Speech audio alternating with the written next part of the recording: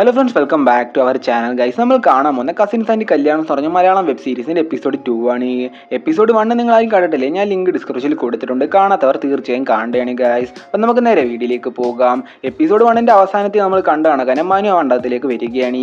ഇത് കണ്ടായി ഷോക്കായ കസിൻസ് എല്ലാം അവനെ വിളിച്ച് ദിയയ്ക്ക് എന്ത് സംഭവിച്ചെന്ന് ചോദിക്കുകയാണ്. അവനൊന്നും മിണ്ടാതെ മണ്ഡപത്തിലേക്ക് പോവുകയാണ്. ഇപ്പോൾ കസിൻസും ഷോക്കായി ദിയെ വിളിക്കുകയാണ്, പക്ഷെ അവൾ എടുക്കുന്നില്ല. അടുത്ത സീനി കാണിക്കുന്നത് ദിയ പെട്ടെന്ന് ആ കാറിൽ നിന്ന് എണീക്കുന്നതാണ്. അവൾ ഇതൊന്നും അറിയാതെ ആ കാറിൽ കിടന്ന് ഉറങ്ങിപ്പോയിരുന്നു. ഇപ്പൊ ദിയയും ആ കല്യാണ മണ്ഡപത്തിലേക്ക് വരികയാണ്. അവൾ വന്ന് നോക്കുമ്പോഴേക്കും മനുവിന്റെയും വീണയുടെയും കല്യാണം കഴിഞ്ഞിരുന്നു.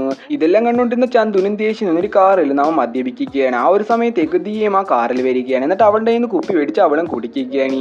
പെട്ടെന്ന് അവളൊരു കൂളിംഗ് ഗ്ലാസ് വെച്ച് അവൾ മണ്ഡപത്തിലോട്ട് പോവുകയാണ്. ആ ഒരു സമയത്തേക്ക് ചെറുക്കനും പെണ്ണിനും പായസം കൊടുക്കുന്ന ചടങ്ങായിരുന്നു. അവളും പായസം മേടിച്ചിട്ട് മനുവിന് കൊടുക്കുകയാണ്. എന്നിട്ട് വീണയ്ക്ക് കൊടുത്തപ്പോഴേക്കും അവളുടെ ദേഷ്യം മൊത്തം തീർക്കാൻ വേണ്ടി അവൾ ആ പായസം അവളുടെ ദേഹത്ത് തട്ടി ഒഴിക്കുകയാണ്. എന്നിട്ട് അത്രയും ആൾക്കാരെ മുമ്പിൽ വെച്ച് മനുവിനെ അവൾ കിസ് ചെയ്യുകയാണ്. ഇത് കണ്ട ബന്ധുക്കാരും അവിടെ അടിയുണ്ടാക്കുകയാണ്. ആ ഒരു സമയത്ത് വീണ മനുവിനെ അടിച്ചിട്ട് അവളുടെ താലി പൊട്ടിച്ച് അവൻ്റെ ദേഹത്തോട്ട് എറിയുകയാണ്. എന്നിട്ട് അവളും പോവുകയാണ്.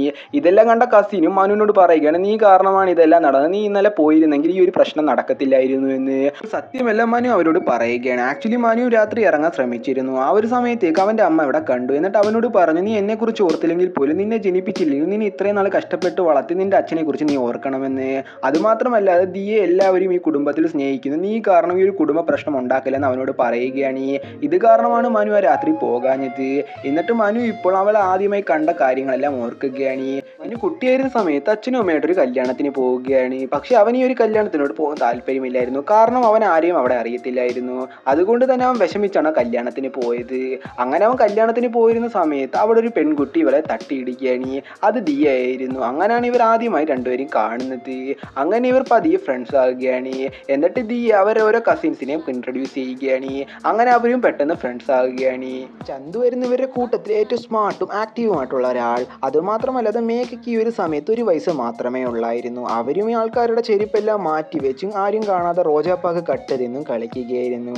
ഈ ഒരു എപ്പിസോഡിന്റെ അവസാനം ഇവരെല്ലാവരും കൂടി ഒരു ഗ്രൂപ്പ് ഫോട്ടോ എടുക്കുന്നതാണ്. അതോടുകൂടി തന്നെ എപ്പിസോഡ് 2 അവസാനിക്കുന്നതാണ്. ഇതിന്റെ എപ്പിസോഡ് 3 ആയിട്ട് ഞാൻ ഉടനെ വരുന്നതായിരിക്കും ഗൈസ്. അതുവരെ എല്ലാവർക്കും ബൈ.